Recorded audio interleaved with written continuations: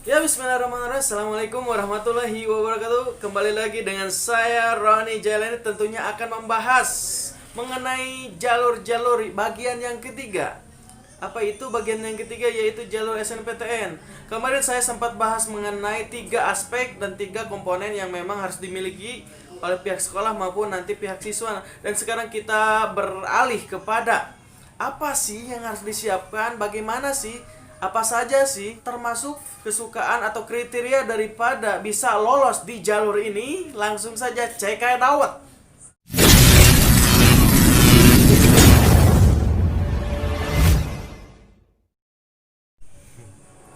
Baik, kalau saya ditanya mengenai berapa lulusan di bimbingan kami yang lolos di jalur SNMPTN, untuk itu kita langsung saja bahas kenapa di bimbingan belajar budi bakti pun banyak yang bisa lolos di jalur SNMPTN. Kita akan bahas satu persatu mengenai kriteria yang memang harus diketahui oleh para adik-adik sekalian. Yang pertama, adik-adik sekalian harus mengetahui berapa banyak sih kuota.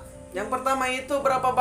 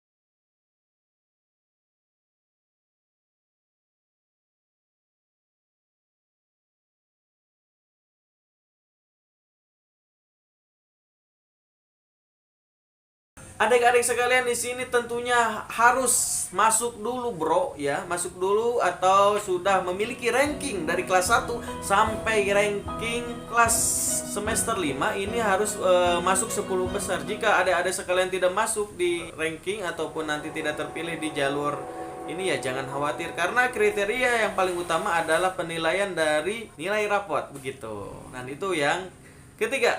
Dan yang keempat adalah yang paling penting di sini, apakah posisi adik-adik sekalian sekarang duduk di sekolah swasta, negeri kah,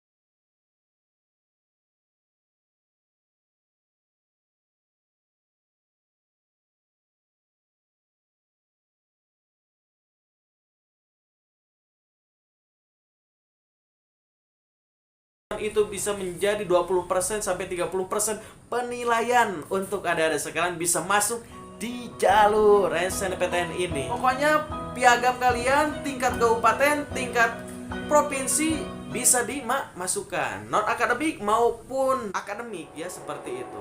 Kemudian yang keenam ini kita berbicara persaingan. Tentunya persaingan adik-adik sekalian ini bukan masalah dengan peminat di luar daerah kalian, tapi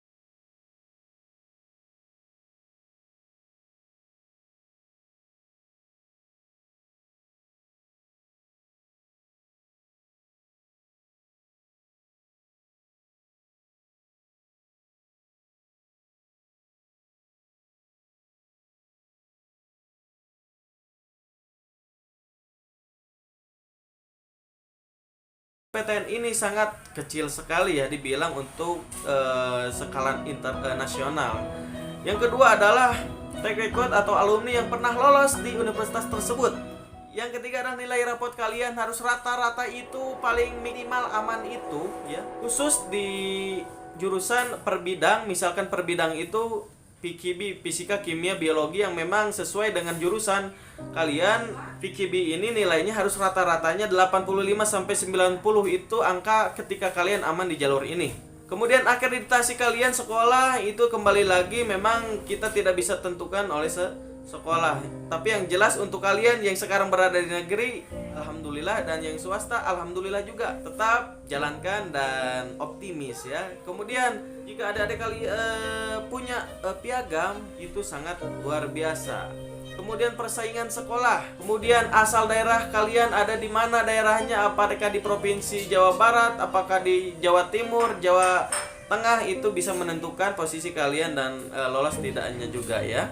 Dan yang paling terpenting adalah ketika kalian sudah mengetahui semua hal itu, tentunya masih bingung dan memang harus dikonsultasikan kepada orang yang paham, kepada orang yang ahli tentunya. Salah satunya kami sudah mendidik beberapa lulusan ada di bimbingan belajar budi bakti. Jika kalian bingung, jika kalian perlu konsultasi secara lebih mendalam baik secara orang tua maupun jurusan teknisnya seperti apa, bisa langsung saja hubungi nomor di bawah ini ataupun nanti bisa dilihat dicek IG yang di bawah ini ya.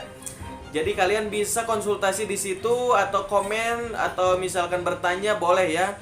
Nanti saya cantumkan nomor HP dan IG daripada bimbingan belajar budi bakti ya. Untuk informasi kali ini cukup sekian, mudah-mudahan bermanfaat buat kalian. Jangan sampai lupa, jangan sampai ketinggalan informasi ini karena kalian hanya sebentar lagi menghadapi jalur SNPTN ini. Jangan lupa subscribe karena subscribe itu gratis, oke? Karena saya pemula, mudah-mudahan istilah kalian mendapatkan berkah dari Allah Subhanahu wa taala yang berlipat ganda dengan cara kalian mengklik subscribe-nya dong. Terima kasih. Assalamualaikum warahmatullahi wabarakatuh.